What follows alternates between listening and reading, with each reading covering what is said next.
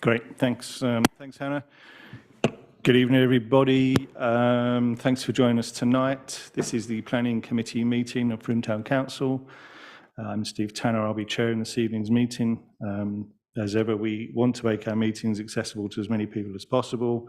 So we use a hybrid setup of here in the Town Hall chamber and via Zoom online. For those in the room, the usual housekeeping: emergency exit is to the rear of the room, assembly point is in the car park, and toilets can be accessed at the end of the corridor on the right-hand side. There is an accessible toilet to the right of the lift. Panelists on Zoom, please use the electronic raise hand by clicking on the participants button at the bottom of your screen. For those in the room, please raise your hand and we'll get a microphone to you. Attendees on Zoom, please post questions through the Q&A board. Attendees' names will become visible on the questions board for the record as your question is answered. Those attendees in the room, please raise your hand. Tonight, Jane and Catherine will clerk, and Hannah will manage the questions board and participant settings. The meeting will be recorded for minuting purposes, and we live stream to our YouTube channel. As ever, we operate a safe space concept in our meetings, which basically means please respect other people and other people's thoughts and feelings when making comments and answering questions. Thank you very much. Item number 2 on the agenda: questions, comments, and information from public and or councillors. What is the agenda? I haven't seen the agenda, so how is this? Should be up on the board somewhere.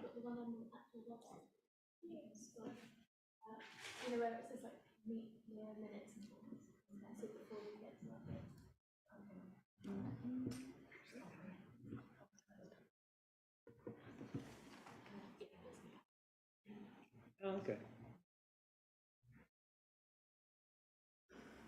Somewhere. Yeah, there is. Right. Yeah, there you go. There's the agenda.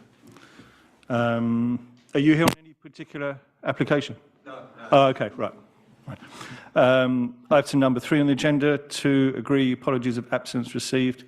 I've received an apology from Lisa Merriweather. Okay, thank you. Oh, we need to vote on that. Someone pose that, thank you. That's unanimous, great. Item number 4, declarations of interest. We have all submitted a dispensation request in writing to Jane, and I propose we vote on the dispensation. This is for application ID 287, which is North Hill House, and ID 303, which is 1 Willow Vale. So if someone could, the reason being is that we have, what is it, Dana? Two of the applications, one of the applications is made by one of our councillors, that's a tree application, and for North Hill House, one of our councillors actually works at the property. So it's deemed that councillors, it's deemed that the interest is because councillors are not acquaintances, what did I say they were? Close associates. So therefore, a declaration of interest needs to be made. But however, if all councillors make that declaration, they have to leave the room and there'll be nobody here to discuss it. So therefore, they have to ask for a dispensation so that they can discuss the application having made a declaration of interest. And I'm sorry if that was clear as mud. Yeah, can we vote on that? Yeah. Great. Yeah. That's carried. Thank you. Any? I do have one additional one. Okay. I don't think we'll be talking through it, just so you're aware. 295 Clough Grange Road is a personal form. Right. Okay. Thank you very much. So can we just clarify the type of declaration you're making? So that's a non-registrable, another non-registrable interest. Yes, thank you. Thank you. Item number 5, to agree the minutes of the meeting held on the 18th of July. Everyone happy with those? Great. It's all proposed, Mark. Great. So I'll sign those. And item number 6, to consider a major plan application was received, and I'll pass over to Jane at this point. Thank you. Yes, so the first application that we're going to discuss will be item number 267 on our agenda, and that is for the energy storage facility. As you know, we discussed this application at our previous meeting. However, as we'd been advised that the applicants would be responding to the concerns and objections raised by both the Environmental Protection Officer and by residents, we agreed to defer the meeting. We agreed to defer making a decision and to bring the application back to this meeting. I'm sure you've all read the response, which has been put together by SLR.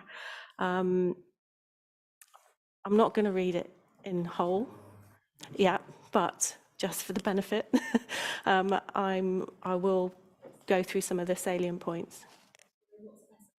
They're the company who prepared the response.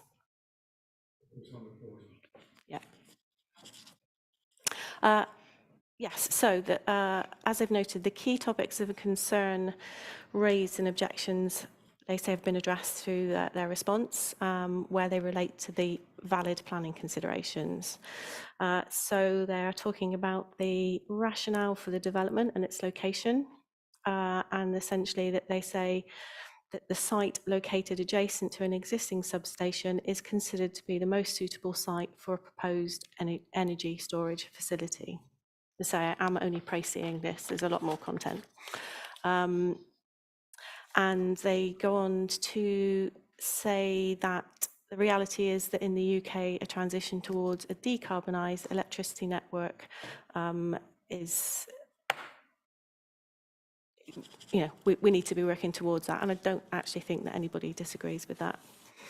They also go on to say that the co-location of the proposed development with the existing adjacent substation makes best use of the existing grid connection and electrical infrastructure that join the site.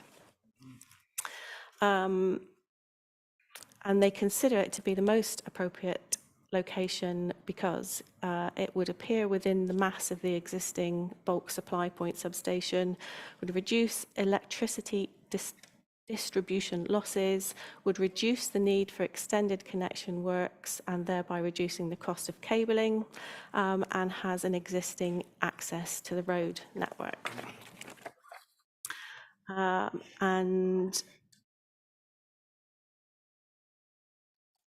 also that they refer to the fact that there is no current guidance on the setback distances from proposed battery storage sites to residential properties. And that they've also made reference to this proposed energy storage facility in regard to the fire and safety, and have noted that it's not proposed to operate continuously and it will not produce noise continuously. Concern has also been raised by local residents about its proximity to the being under overhead electrical lines which cross the site. And they say that the proposed development has been designed to maintain the required safety clearance standards from overhead lines that cross the site according to the distribution network operator SSE's health and safety requirements. They also go on to say that a number of objections refer to bird strikes and that this can occur to any structure, and the applicant will develop suitable procedures for maintenance crews to deal with the debris. They go on to talk about traffic generation and local highway impact, and they have responded to say that there would be a negligible impact on the local highway, and it's estimated that maintenance visits would be undertaken on average at once per fortnight by car or light goods vehicle, and the construction phase is estimated to take 6 months. They've also concluded that the temporary impacts of the construction phase would be acceptable and not result in any highway safety or operation issues. Then we go on to noise, and again, it's quite a lengthy response, but they are saying that that it will operate on average for 4 hours per day with an absolute maximum running profile of 6 hours. And also that there have been further noise, or there will be further noise mitigation measures posed for the inverters. But there will undoubtedly be a certain amount of noise associated with the construction. And the construction hours will be limited to 8 a.m. to 6 p.m. Monday to Friday and 9 a.m. to 1 p.m. on Saturdays. Then we move on to lighting, and essentially they have said that the lighting scheme concludes that no meaningful light intrusion will be recorded at residential facades or at light-sensitive habitats outside of the site. And they have also commented on the when the ecological surveys were carried out in January, and have noted that although it's not the optimal survey season, as a precautionary approach, they have upgraded the condition assessment score for each habitat recorded was upgraded.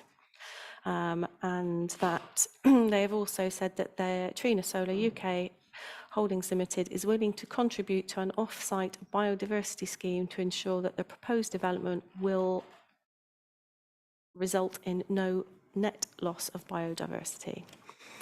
Fire and safety. Essentially, this element of the response goes through all of the fire suppressant systems and actually repeats what we've already heard and actually had quite some discussion about, and it's long, so I'll save you reading all through it. And then we turn to visual impact, where they have said that it is accepted that a limited number of houses on Styles Close will have views of the proposed development, particularly from the upper floor windows. However, it must be considered that these views are in the content of the existing substation and overhead power lines. And they talk about the fact that a series of landscape mitigation measures have also been proposed, which aim to maximise the potential landscape and ecological benefits of the scheme, which will over time result in increased screening and filtering of the proposed development. And with regard to the 5-metre high acoustic fencing, this is proposed to be installed around the perimeter of the battery compound only as a means of providing noise attenuation for components of the battery storage equipment that generate noise.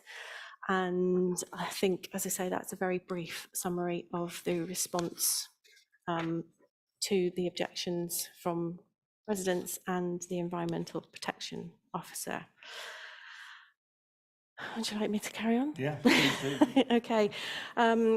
So I think what one of the things that I've picked up from that response in regards to noise is that actually it doesn't, although it talks about the 4 to 6 hours of runtime, it doesn't confirm what hours that will be.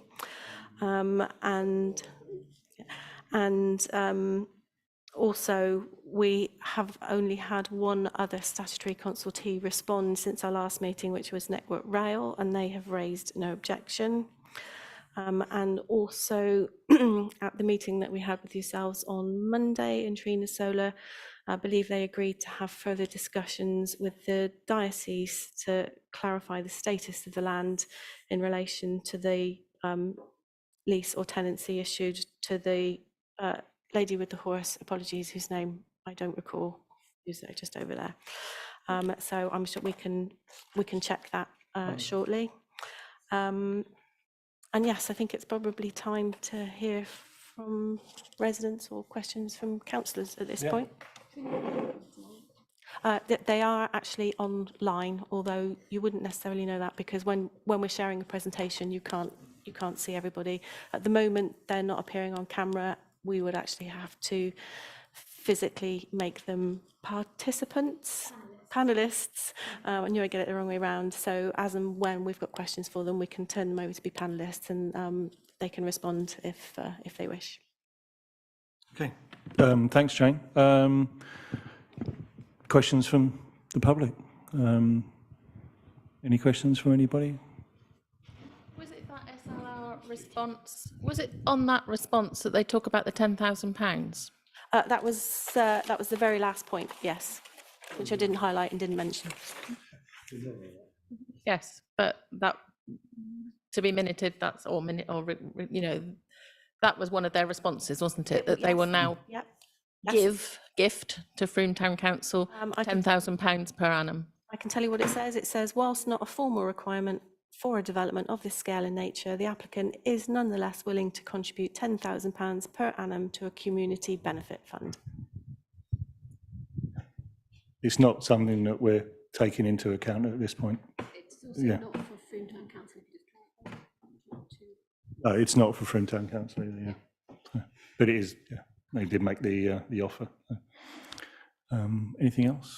Any other questions from anybody? You know, we've got 2 speakers. No, but yeah, Yeah. carry on. I'm just saying, do you want speakers or questions first? Speakers and/or questions, whatever, yeah, whoever, however. Wendy Miller-Williams from Stars Close. I'm looking more at the kind of national background to this whole, what is quite a can of worms when you start looking at it. David Laycock and Pat Laycock will come on to the responses to the SLR letter later. So as stated before, we appreciate the need and urgency to expand the renewable energy programme. Looking at the big picture, what we're seeing now is around 100 operators scrambling for land in a free-for-all gold rush against a background of no national strategy, little safety regulation, planning policies, etc. The health and safety executive cop-out, leaving health and safety to the operator. There are 350 active planning applications in currently, which have landed on planning authority desks. Councillors are not trained in this field, but all face a steep learning curve in grappling with the issues, as we all have been. It seems clear that there is no up-to-date guidance for planning authorities on large-scale BESS developments. The document The document Safety of Grid-Scale Lithium-Ion Battery Energy Storage Systems, Fordham et al. 2021, is a must-read for all councillors as it addresses these inadequacies, provides evidence of the public safety impacts of BESS, and outlines key considerations for authorities and fire services in relation to BESS installations and their permitting. We are objecting to the application because we believe it represents an unacceptable risk to the population of Frome.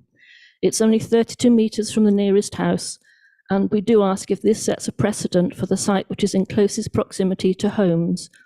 We don't believe it should be on anyone's doorstep. International evidence tells us that lithium ion and lithium iron phosphate batteries are at risk of fire and explosion, releasing toxic gases and potentially poisoning our water supplies. There remains a stark divergence in the respective narratives between the BESS industry and the fire chiefs around the country. So several fire chiefs have publicly commented on their concerns for public safety. And we've given these examples before, but again, so we've got Norfolk, West Yorkshire, we've got Leeds, Merseyside, Norfolk, Hampshire. The BESS industry, meanwhile, says they are safe and that a fire is unlikely. And needless to say, we're not reassured by this unlikely. Current regulations do not require battery storage planning applications to be referred to the Environment Agency, Health and Safety Executive, or indeed the Fire Service. Dame Maria Miller, MP for Basingstoke, is so alarmed at the lack of regulation and the siting of battery storage close to urban areas that she's bringing a bill before Parliament aimed at ensuring that these developments are correctly classified as hazardous and therefore subject to the Planning Hazardous Substances Regulations 2015 and the Control of Major Accident Hazards Regulations 2015. There's much more that is needed too, but that would certainly be a step in the right direction. And it is supported by our MP, Sarah Dyke, and the Liberal Democrats. Sarah has written to us and she has agreed to come up and meet us on site. Trina Solar will argue that they'll take steps to prevent a fire or explosion and that such an event is unlikely, but they cannot state that this will never happen. They are also happy to ignore the Fire Chiefs Council guidance regarding a minimum of 2 entrances because they say it's only a recommendation and not feasible. We would argue that alone renders the site unsuitable. The Devon and Somerset Fire and Rescue Service has not yet commented on the planning application, and SSE don't seem to be on the list of consultees. Neither have we heard anything from SSE. Wonder why they haven't been consulted, and we're also quite surprised that they're not a partner in this project. When organisations assess risk using a risk management matrix, they give a score for probability, then a score for impact, and multiply one by the other. Even if the probability is low, it is possible, as evidence from around the world has demonstrated. The impact of a fire and explosion would be immense for the local population. Therefore, the overall risk score is high. The best mitigating action to reduce this risk is to build the BESS away from densely populated areas, but this has financial implications for Trina Solar, who are a private business looking to make a profit. So naturally, they want to be right next to the SSE substation so that connecting to the national grid involves minimal expense to them. The price, though, to local people is way too high if something goes wrong. Planning authorities ask for biodiversity surveys, but where are the surveys that would demonstrate the effect of stress and worry on people? I quote from Liu et al. 2020, thermal runaway and fire behaviours of lithium iron phosphate battery induced by overheating, which was in the Journal of Energy Storage, volume 31. Not my average bedtime reading, I assure you. The fire safety of battery energy storage systems has become a growing concern due to several fire-related incidents. See BESS failure event database. Now the database, I think I sent the slide to Jane. I don't know if she can pull it up, not to matter if not. So as an aside, this details 61 fires since 2012, but Professor Paul Christensen of Newcastle University, who's a lithium battery expert, he's actually recorded 10 BESS site fires himself. The database has now been updated with the US one at the top there, so that's a bit more up to date than it was even yesterday, I think. So that's got the 27th of July one on. That one's still hot, so they haven't been able to start investigating it yet. The rapid expansion of BESS projects and the supporting industry has led to an increase in concerns, as the occurrence of fire incidents has also escalated. BESS fires can pose a significant safety risk to the area surrounding the BESS installation, posing a human safety risk from the fire and products of the fire and a risk to the environment. While safer than some other forms of lithium-ion battery, lithium iron phosphate batteries, which are the ones proposed for this application, they can and do ignite and are subject to thermal runaway. LFP fires not only pose a risk through the fire itself and the challenges of containing and extinguishing, but also the production of toxic gases, including carbon monoxide and hydrogen fluoride. According to Christensen, there's little data from them to inform future safety improvements, so it leaves the risk management process on shaky ground. There have been 3 BESS fires in New York over the last month, and not the latest one. I'm not sure whether that was LFP, but certainly the 3 previous ones. So that's 2 in New York and then 1 in China. They're all LFP batteries. The New York State Governor has ordered a safety probe, and she set up a fire safety group to explore issues in the interest of public safety. And several of the state towns are also sitting tight on their permits. Jefferson County in Tennessee State has imposed a moratorium on new BESS site permits for 6 months. Finally, we remain unconvinced that the Froome Power BESS site application considers public safety as a priority and recommend refusal. We do suggest that council should be working with developers around the country to locate more suitable out-of-town sites. Thank you. Thank you, Wendy. Thanks very much for that. Did you have another speaker? Was there? Thank you. Good evening. I'm Pat Laycock from 99 Styles Close, directly overlooking the field. I take issue with the fact that they seem to think that we're inconvenienced by the substation. We can't see it, really. It's down there on the left. We have uninterrupted view of the field, and I think there are 4 other houses in the row in the same position. We just got a few comments on their letter, their consulting letter. We're bombarded with numerous new documents and drawings assuring us they have listened to our concerns and will put in place the appropriate measures. This is death by data, bump from waffle. Can anyone understand the documents in Chinese? Do we trust them? No, they have only chosen some of our concerns to suit themselves to try and pacify us into accepting that they are custodians of our safety and well-being. They dismiss in glib fashion the concern that the energy facility is too close to residential houses, a care home and Haysdown School, and dismiss the 100-metre safety zone as recommended by the Land Survey Group, that their good design, construction and maintenance to operate safely at all times. Do we trust them? They inform us of the misconception that it is not proposed to operate the energy facility continuously and will not produce noise continuously. It is still unacceptable noise, already covered in Mendip Council Environmental Protection Report dated the 17th of July. Impact of noise unacceptable. Traffic generation and local highway impact on residents. Negligible impact day to day and 6 months construction will be well managed. They do not address the pollution levels from HG vehicles and up to 36 construction workers' vehicles on residents' respiratory health. Styles Close can be icy during winter months. I've seen people unable to get out to go to work. One man tried for a week and came home, reversed back down the road again. So the impact on timely attendance of the emergency responders should be considered. They are willing to work with Somerset fire officers. No mention of including residents' input. A construction management plan, stroke method statement. They list 10 headings and nothing else. The first heading, a 24-hour emergency contact telephone number. Is it in the UK, EU, USA, China? Just hope they can speak English. It is proposed that deliveries will, where possible, be scheduled outside peak periods and assurance that any damage will be made good.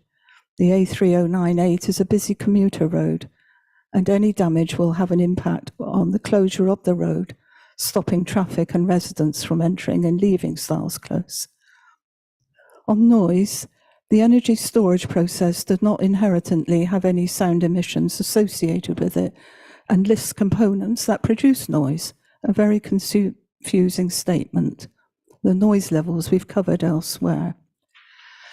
The Little Wall of China, 5 minutes high acoustic wooden fence surrounding the proposed site. They tell us that they will paint it green to blend into the area. Now that we have told them wood is inflammable, they will discuss suitable timber, flammable, I always get that wrong, suppressants and local fire brigade. Most fire suppressants are toxic that will leach out and run down into the brook a short distance to the River Frome. Potential environmental disaster.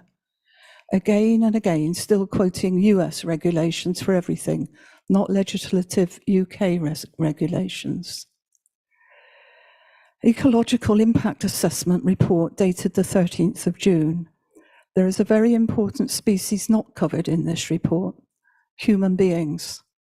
Our habitat, protection, the right not to be subjected to undue hazards, etc.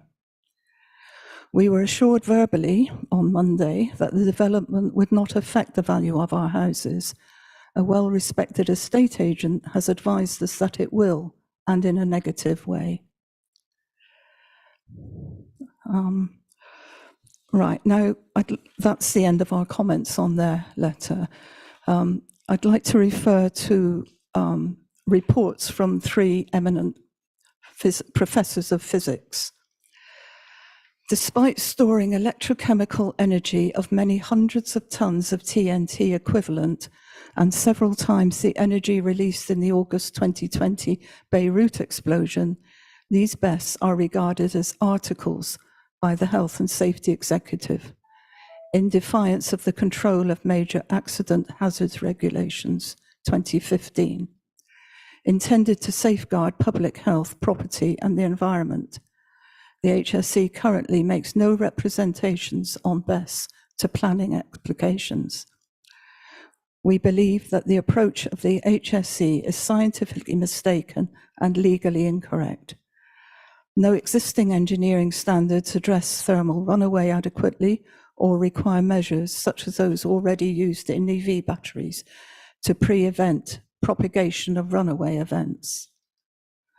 Lacking oversight by the HSC, the entire responsibility for major accident planning currently lies with local fire and rescue services. Current plans may be inadequate in respect of water supplies or for protection of the local public against toxic plumes. The final comment in this consultative document, and I would stress that these are not our words, these are the words of the professor, those last three statements I've made. The fundamental failure mode of lithium-ion batteries presenting major hazard is thermal runaway. This paper is far from the first to identify the risk, which is now well known. However, the BESS industry as a whole has still not agreed or implemented adequate engineering standards to address basic prevention measures to preempt thermal runaway accidents. Until it does, mitigation of major accidents by the fire services will remain the sole recourse for public protection and safety. Thank you. Thank you very much. Sorry, thank you very much. I don't know if we've got any more comments or questions from people in the room.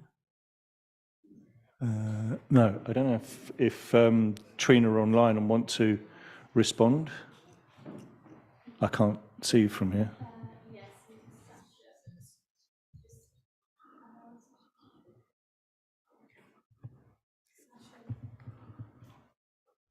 Hello, Sasha, can you hear us? Okay, we can't hear you.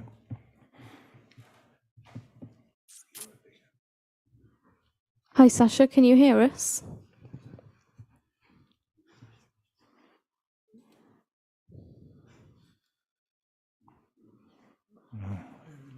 No, we can't hear you, Sasha.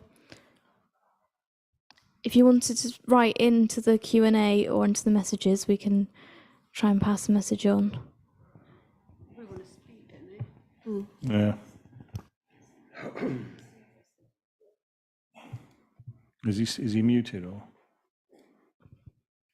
No, they've just muted themselves and unmuted.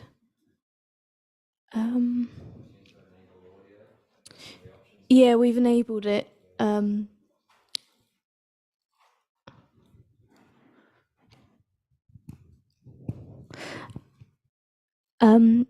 Okay, Rory, I can let you speak and see whether your sound works.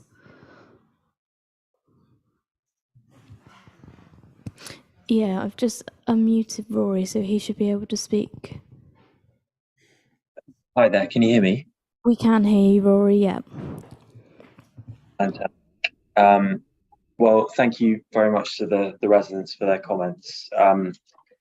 I would just like to address the audience this evening to discuss certain points, and then if it's okay, I would like to also pass it on to Sasha as well. So we have designed this scheme in the best way possible. The energy storage is seen as critical enabling technology in order to reach net zero. The UK government has legislated the objective of achieving net zero by 2050. Battery storage schemes are approved by the Health and Safety Executive. We have worked with the we are working with local authorities to mitigate against any potential hazards that arise from the scheme. There are 2.5 gigawatts of battery storage schemes currently operational in the UK, of which there's only been one fire. We understand that there have been incidents, and that's one of the reasons why we have looked at improving the safety of the scheme by looking at certain mitigation measures there in relation to the site itself. It supports green renewable energy in order to enable a faster transition to a low carbon future. We have addressed all appropriate planning policy in order to put this scheme into planning. And I would like to state as well that we recently spoke to the EHO, and he's come back to us as of this week and stated that the scheme is acceptable on noise from a daytime perspective. The site itself is due to operate a maximum of 6 hours per day, and this would be during the daytime. The reason being is that we are importing excess solar PV generation that would be operational during daylight hours and then exporting it in evening times outside of night time, so between 4 to 6 p.m. on average. It's not due to operate continuously, this site. We have also looked at the site from an ecological point of view in order to mitigate against any potential adverse effects to the natural environment, and also looking at light, making sure that the site itself doesn't cause any light emissions for the residents. The site won't have any light emissions when there's no one there at the site. We also have a rigorous health and safety management scheme that we will be implementing as part of the site in collaboration with the local fire brigade. Battery storage itself, the technology, it's compliant with all National Fire Protection Association regulations, and also we have referred directly to UK regulation alongside the American information, which is actually global information. And last but not least as well, I just want to point out that our technology does emanate from Asia, but we're very much a British business. I actually grew up in the area of Frome, and I think we take offence to say that there would be someone answering the phone in Chinese. I don't think that's a very appropriate comment, and rather racist actually. So I would like to just say that the operations and maintenance contractor as well will be based in Bath in the southwest of England, and for that reason as well, this scheme is due to present some very, very important benefits to the local community to help the local electricity network reach net zero. And my last point revolves around the horse grazing license. So we spoke with the landlord, and the landlord informed us that the current land has a license until 2024. We expect to start construction of the scheme in 2025 at least, at which point the license will have expired. And last but not least, there is a 6-week notice period on that license for the landlord to give notice for the current licensor to leave the site if he or she chooses to go with a new development. So that's all from my side, and I can hand over to Sasha if he's available. Yeah, thanks, Rory. Sasha, can you hear us? We hear you. So we can't hear you, Sasha, so I'm just going to try and promote you to a panelist to see whether that changes anything.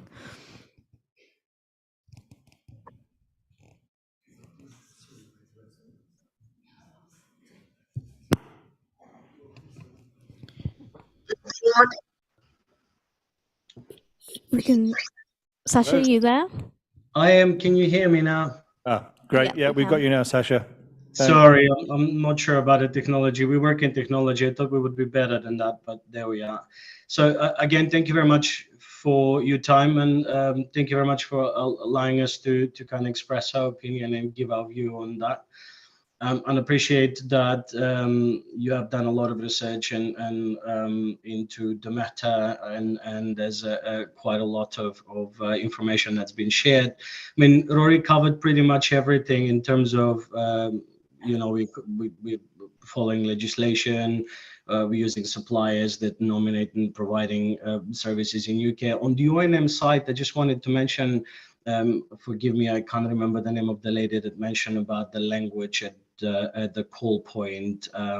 Again, just to voice our opinion, I was really taken by that comment in this day and age in modern Britain. I can't find the words to express how I feel at this moment. But regardless of that, to concentrate on really the matter of what we're discussing tonight, it's as Rory said it, we are, at the moment we can share, we're working with two prestigious operation management companies in UK with gigawatts worth of their portfolio, their own and third-party clients. They will be monitoring the site 24 hours. They'll be complying with all local regulation, but also national and council one, or local if you like. And they will certainly be speaking English because that's the official language you communicate in this country. I mean, if there's any in particular concern that you would like us to answer, by all means, we have discussed, as Rory said, in length with the local EHO, what we're planning to do to minimize the noise and disturbance to local residents. As Rory said, this site and this system it's not planned to operate at night because we don't have a solar energy to work with. Therefore, the noise at night will be minimal as everything will be shut. The system itself will be shut till daylight hours. Thank you very much again for your time. We really appreciate it. Okay, thanks, Sasha. Councillors. Yeah, if they've got any questions, yeah. We'll go to councillors first before we go any questions. Do you want to go to first? I'll go that in this time there. Are we doing questions? Yeah. Trinia? Yeah. Who wants to go first? Yeah. No, someone else. No. Andy, have you got any questions? I've no questions as such. I think I've a very strong point of view on this, which I will express at the right point in time. But okay, excellent. No. Yeah, can I ask Trinia some questions? Because apologies, I couldn't make the last planning meeting because I had COVID. This is the first time sort of being here. Yeah, I'm Fiona Bowers. I'm Froome Councillor for Oakfield Ward and member of the Planning Committee. I appreciate what you've both just said. I've got a few questions around you are as you say, you're complying with the current regulations around this, but there are recommendations in guidance that you're not meeting, which, given the proximity of this site to the houses, does feel like slight. I think obviously we want the real, the full, the safety of this to be incredibly strong. Your fire safety report is also quite thin, only a page. And there's a number of recommendations. So one of the residents brought up around the 2 separate access points is one of those. Can I just ask what your response is on that in terms of, why is it only one? And is there any, yeah. That does seem to be quite important.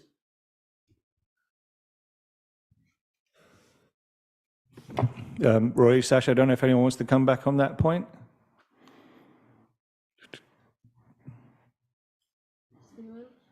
Not at the moment. I think just go through your question. It's all just around the fire safety issues of it, and it feeling like it's just not robust enough, despite what they have said. And I think that might be something that is shared. But yeah, we can get to sort of the viewpoint. I don't know. I don't know how to sort of phrase it as a question if they're not able to answer. Don't seem to be able to answer. Rory and Sasha, are you able to unmute yourself still? I'm on mute. I'm not sure if you can hear me, though. Oh, we can hear you now. Yeah, thank you, Sasha. We can hear you. Fantastic. I know. So the recommendation on a lot of the systems to have entrance and exit, if you like, our planning consultant has taken everything into consideration, and considering that we are kind of installing a side road that goes from I can't remember the name of the road, but from the side of the road all the way down to the bottom of the installation. Hence why our health and safety consultant advised that that's sufficient enough for the access to the site back and forth for both emergency services and for our operation and maintenance team to access the site to maintain it on a daily basis. But isn't part of the reason for having 2 exits to do with if there was a fire, wind conditions, etc., and where that fire would be? So if there's only one, then there's a higher chance of not being able to get out or in. Sure. So there is a 5 meters gap in between the equipment and the gates, and also there's a, what we call it, evacuation area, which what in the plan is presented as a parking space and a shelter for any personnel attending the site. So according to the fire safety team that looked at this site on the application side, we looked at that as a 35 meters between the last side of the equipment and the exit of the site. Okay. It also seems that one of the recommendations is also about, and I don't know whether this was covered at the last meeting, so apologies if it was, about the minimum spacing between the units of 6 meters. And I think your spacing is 2.5 meters. So I'm not sure where that 6 meters are coming from. It's a 6 meter between from the gate side, i.e. from the perimeter of the site. But in between the modules itself, it's 2.5 meters. So the recommended space in between modules, it's 2.5 meters. And from the last module to the boundaries of the site, it should be 5 meters. Hi, Sasha. I think where the points that Fiona was making came from is from the National Fire Council recommendations, The NFCC. which the NFCC recommendations, which are different, I guess, from the US code that I think you're referring to for the 2.5 meters. It did say 6 meters unless there are mitigation measures in place, and I understand you have some kind of firewall between the containers, but I think that was the point, and it was just interesting that you're going with that minimum 2.5 meters rather than the UK fire service recommendations. And so I guess I think some of Fiona's points are kind of relating to whether you've taken into consideration those fire service recommendations or not. Because like, for example, the 2 exits was a recommendation from them to do with if the entrance is in the windward direction and you obviously don't want those toxic gases coming that direction, do you have an alternative access point? Was curious as to whether you had taken into consideration those UK fire service recommendations. Our planning team has definitely taken those into consideration. Excuse me, but going back on the point on the 2.5 and 6 meters, the recommended space, as we understood, is between 5 and 6 meters from the battery to the south boundaries, and that is for any first responders, in particular for the fire safety team to go on site in case there's, in the very unlikely event of there's an accident. Pretty much, as far as I'm aware, and as far as we know in the industry in UK, majority of the containers are within 2.5 meters from each other. We're talking about from each other, not in between. That wasn't my reading of the guidance. It said that both they needed to be at least 5 meters from the boundary wall and between the battery container units. But I guess part of the challenge is obviously as residents we're not able to kind of necessarily challenge on the technicalities. But maybe you could just say a little more about to what extent you have already engaged with the fire service on the recommendations, because it sounds like it's your own health and safety team who've come on site and made recommendations as to how the layout of the site should be. But I'm curious kind of to what extent those have been, had the tires kicked by the Somerset Fire Service or other sort of fire service experts, because I say I'm just quoting their guidance that they put out on BESS systems. Sure. I mean, our planning consultancy firm is in contact with the Somerset fire officers, and we're in communication and asking or seeking advice for the scheme and any advice on what we need to change to be more compliant or with the regulations. I'm not sure if Lorraine is on the call. She'll probably be able to answer this a bit better because she's the person that's communicating with the local fire officers and authority. Sure.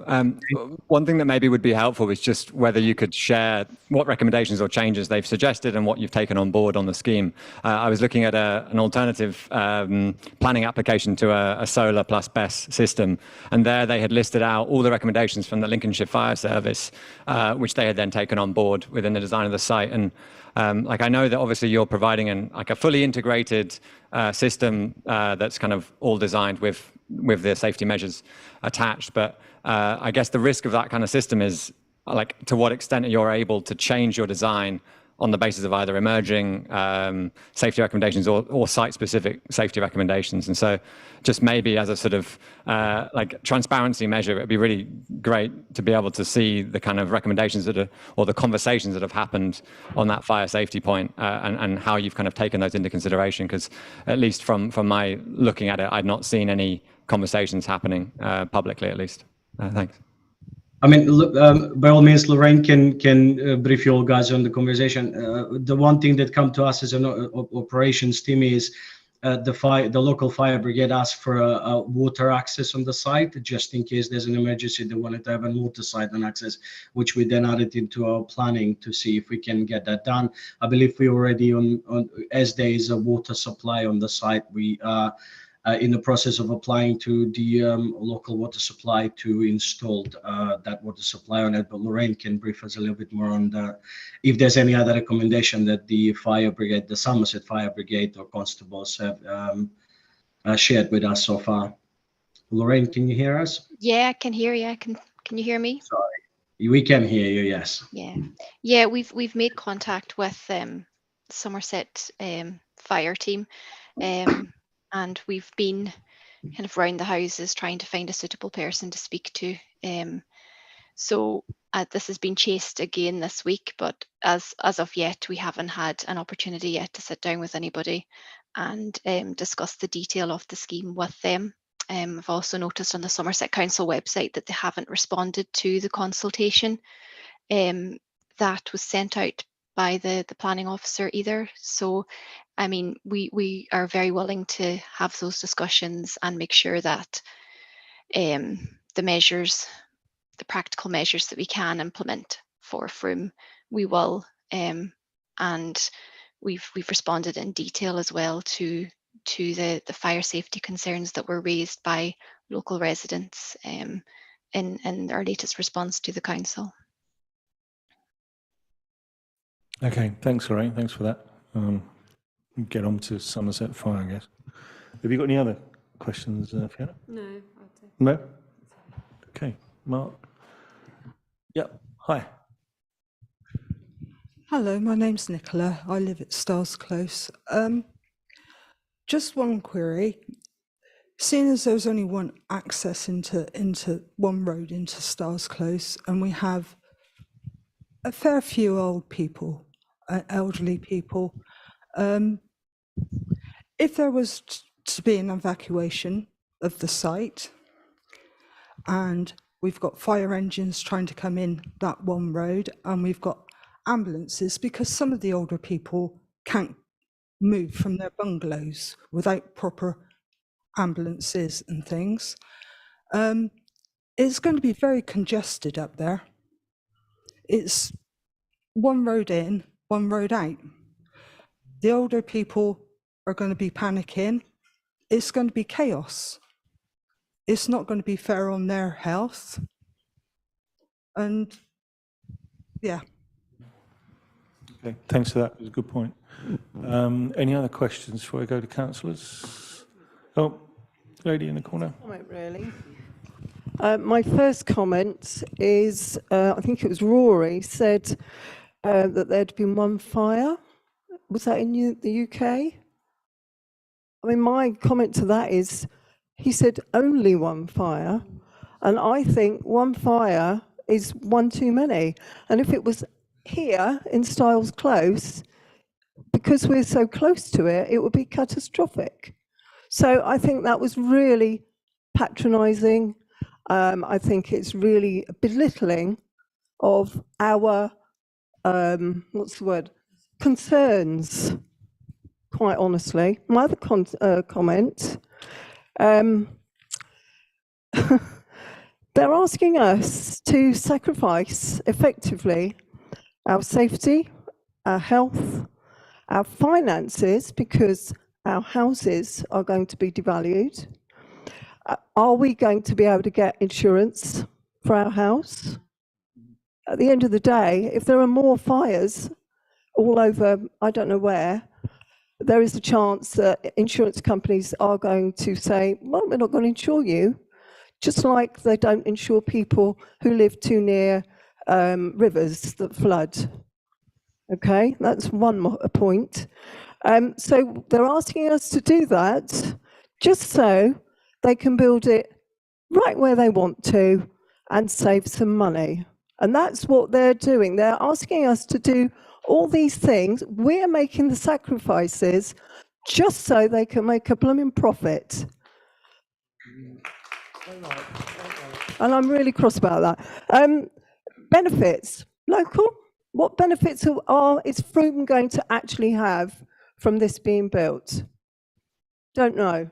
And the other comment I've got is that they're saying that they're going to offset, or effectively make biodiversity offsetting elsewhere, somewhere else.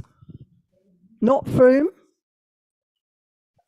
Is this going to be a contribution to a carbon offsetting thing? Is it going to be a contribution to plant some trees somewhere else?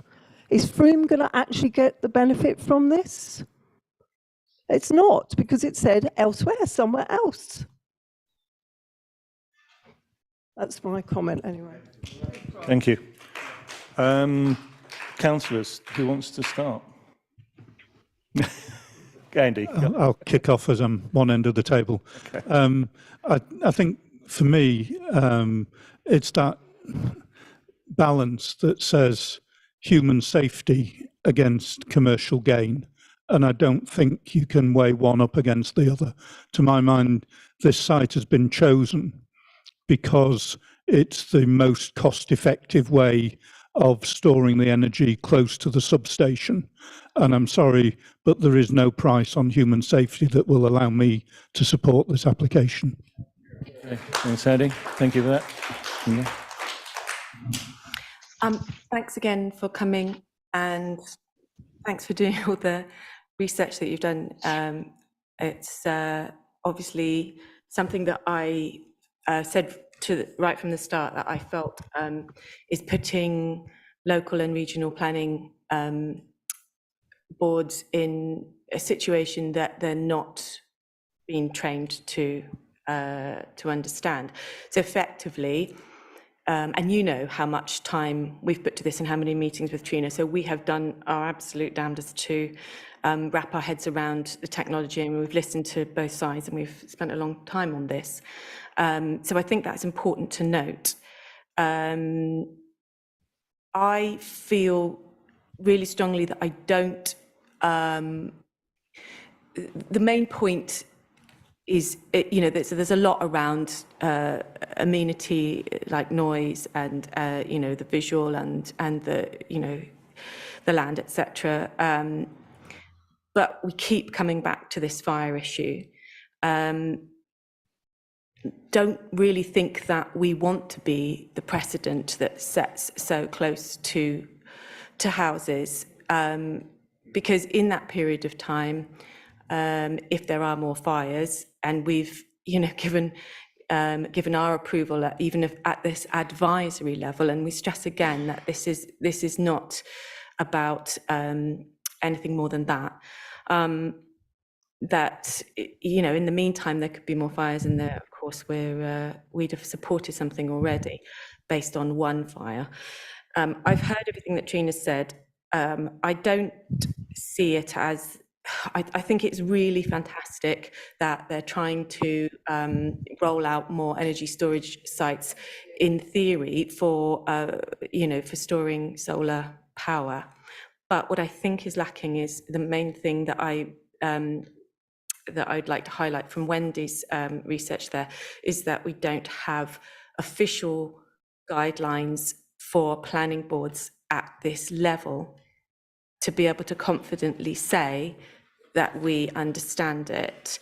So we have really tried, but I want really strict advice that applies some sort of checklist that we can put against these plans.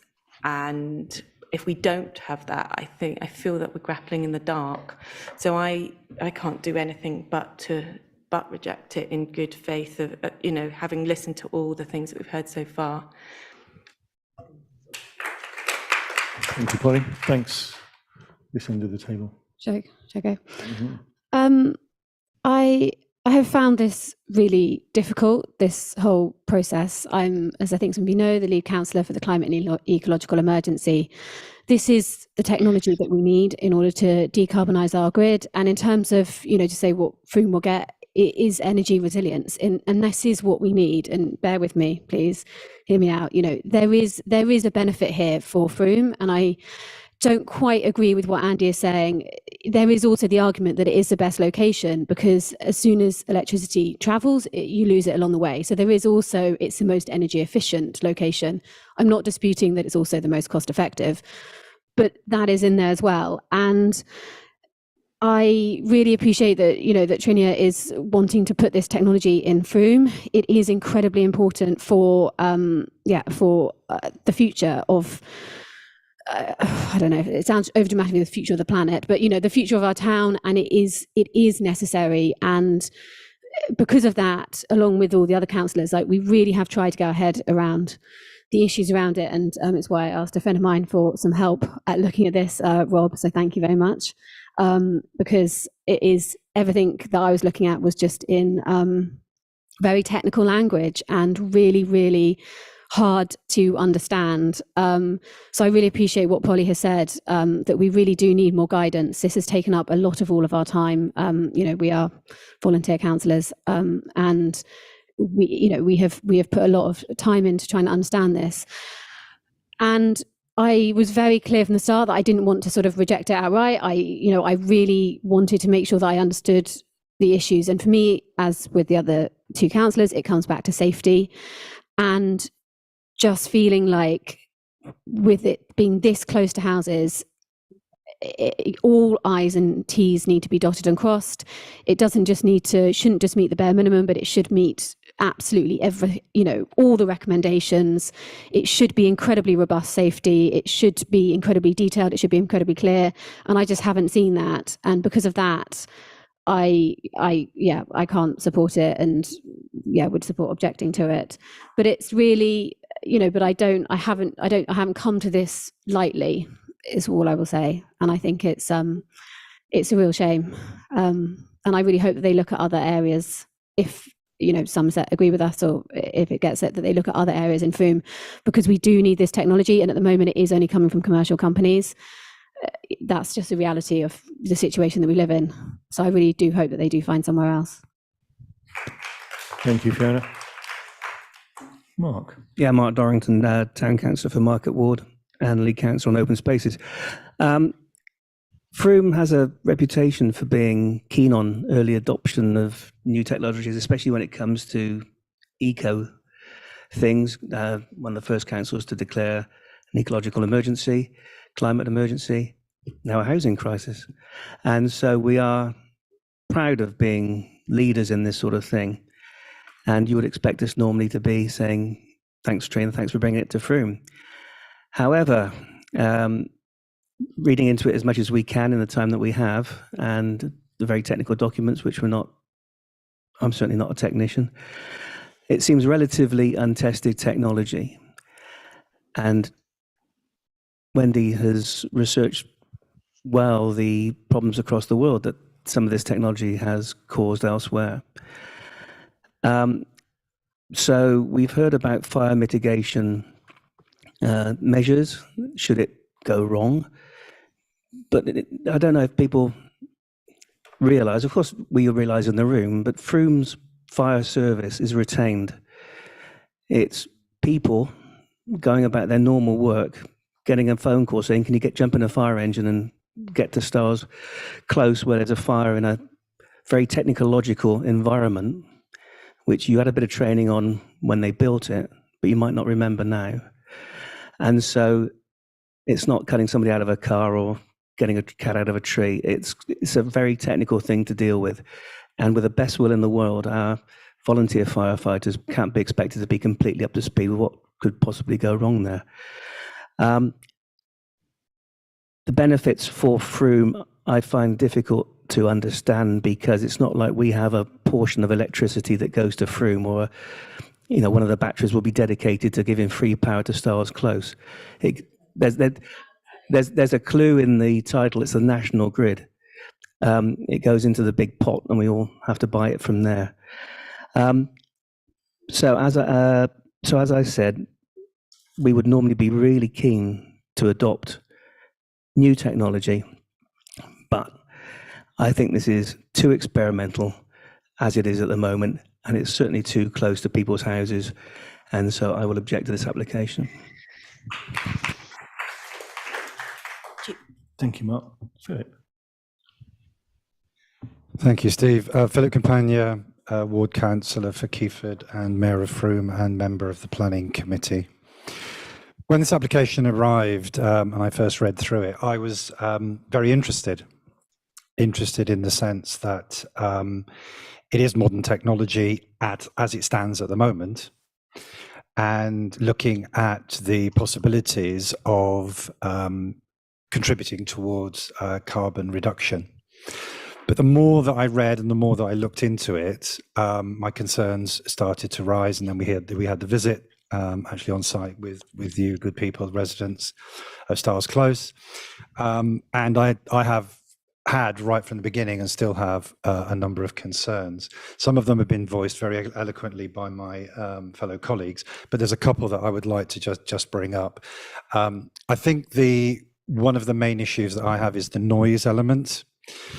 As I understand it, the cooling systems need to be operating at all times. Now, I think I heard Sasha say that noise in the evening would be at a minimum. Well, that means that there's noise. And I know we had this discussion, I think, on site or since then, that acoustic readings will be taken and the noise level will be deemed to be within acceptable levels.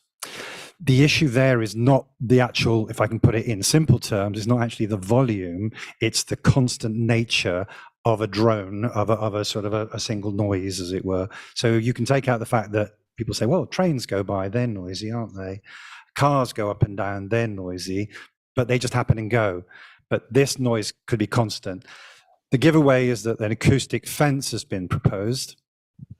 And with some experience, I think I mentioned at the last meeting, with a case I'm dealing with for residents on my ward, they don't really work. And the noise level is still at a point where the residents are quite distressed by it.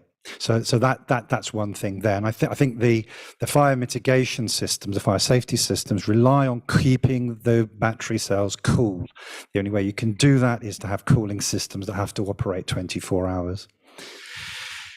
The other issue then is the issue of fire, explosion, and so on. And the system, as we've been told by Rory and Sasha, has a lot of safety features built into it. Well, those safety features are built into it because there is that high risk. The one thing that hasn't been mentioned, and I was very interested to hear that, I think it was Sasha that said, or was it, I can't remember the lady's name.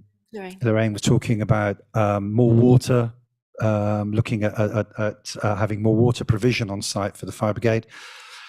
Once a lithium-ion battery ignites, gets to explosion point and explodes, the actual chemical reaction that takes place leads to explosion, and the fire does not require oxygen. It's self-feeding. It's a chemical reaction. You can pour as much water as you like onto it. It won't go out. And that's why in most cases you've seen that the fire brigade services where this has happened around the world just let them burn out. That causes all the issues that we talked about in terms of toxic gases and so on, and the resultant issues with that. I feel very strongly that this technology, as has been said, is very experimental.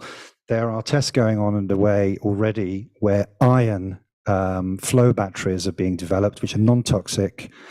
They are the future. Lithium batteries seem to be a bit of a stopgap.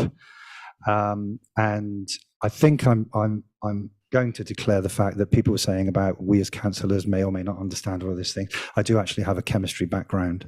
And so that's why I was very interested. I have a chemistry degree and I was very interested in this. And I am very concerned about some of the things I've heard. So for all of those reasons, not just the safety issue with explosions and so on and fire, but also to do with your amenity and noise and so on, I will strongly oppose this. Thanks, Philip. Polly would like one more comment to make. Apologies, I missed off saying that one of the reasons why we deferred from the original meeting was to have the response, all collated and for Trina Solar to have the time to do that, which is, very detailed response, whether you're happy with it or not. That I think was appreciated for them to have the time and for us to be able to digest that. But one of the other reasons why we deferred was because not all of the statutory consultees had responded. Now, we're still here in a situation where that's still the case, is that right? And some of them are really quite important and really go to the issues that we're raising that are the main issues. And I don't think that we should be, I think that's a really important point, that until all the statutory consultees have come back and addressed the concerns of something this major, then we shouldn't be being asked to make a decision. Okay, thank you. I'm not saying defer, I'm saying that's one of the reasons why I would object. Great, thanks.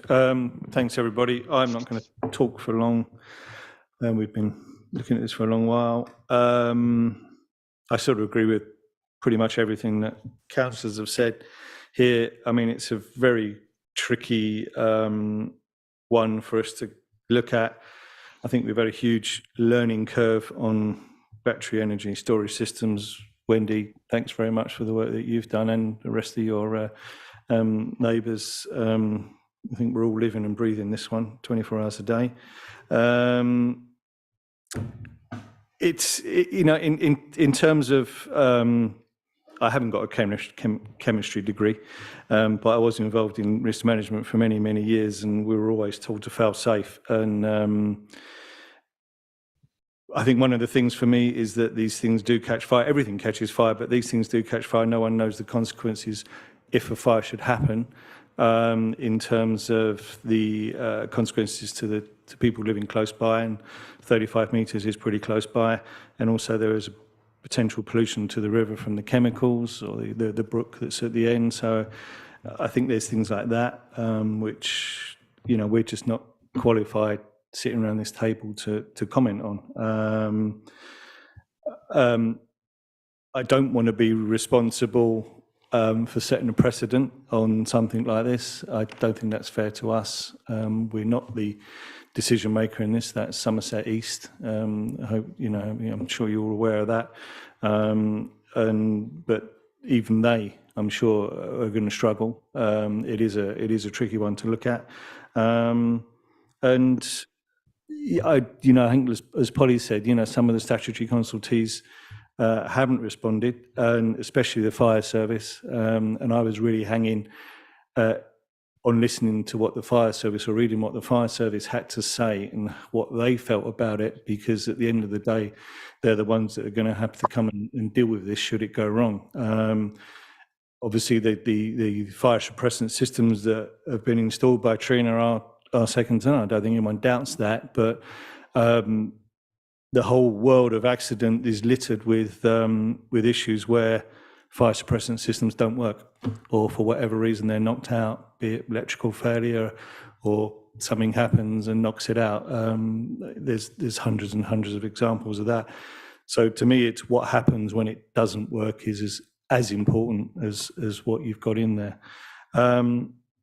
So I think I agree with everything that councillors have said. For that reason, I can't approve this. It's a shame that it has to be rejected, but I think something like this, so close to houses, in planning terms, it is a loss of amenity at the end of the day, and I think that's the reason why, certainly from a planning perspective, I think it shouldn't go ahead as it is and where it is. So what I'm going to ask is for Jane to try and summarise everything that we've said in as short as time as you possibly can, and then we will vote on a response to that. Over to you. Now. Yeah. Thank you, Steve. So yeah, I've just been making some notes of what I've heard from yourselves and councillors. I'm just going to run quickly through some of the comments is not an exhaustive list, and as Steve said, we will get together following this meeting to tailor that into something much better. So I think what I've heard is, we would like to acknowledge that there is a need for battery storage in Frome. However, we will be objecting on the following grounds. So the impact of the site on the amenity of the local residents in the surrounding area, specifically the 5-metre fence and the noise impacts, not just the volume but the tone. Despite assurances, we're concerned about the fire risk and public safety, not only from fire or thermal runaway, but from the release of toxic gases, both into the atmosphere and the stream that runs through the site. As we're not experts in this technology, we put a lot of store in the recommendations from the National Fire Chief Council. They are only recommendations, but we believe that they should be given full weight, specifically on the points relating to access, distance between the units from each other and the nearest housing, the suppression systems that are used, and the provision of fire hydrants. We feel that SSE should be consulted as an adjoining landowner or occupier and as a statutory consultee. We would want to see confirmation of the hours of operation, which, if this application should be approved, those hours must be conditioned. We would like to see the response from the local fire service to ensure that any concerns they have are addressed, as they're responsible for the local fire action plans. And I've lost my place, just bear with me. We'd also like to or want to see the site health and safety risk assessment. Believe that should be published for all to see. We also would like to see, or like to wait to see the comments from other statutory consultees who've not yet responded, as that may result in additional comments from ourselves. As we've said already, this is new technology that we don't understand, so we need to hear from those that hopefully do. And oh yes, I missed the point about the fact that our local station are only a retained station with limited resources. As I say, that isn't not an exhaustive list, but a start. Thank you, Jane. Yeah, so on that basis, can someone propose that we object following? Yep, I'll propose that. Thank you, Andy. And we'll vote on that. That's unanimous, I That's think. unanimous. Thank Great. you. Thank you very much. Thank you. Thank you all for coming. Thank you to Sasha, Lorraine, and Rory as well for coming along. And I'm going to call a 5-minute recess break now, because I'm sure you guys don't want to sit here for the rest of our meeting.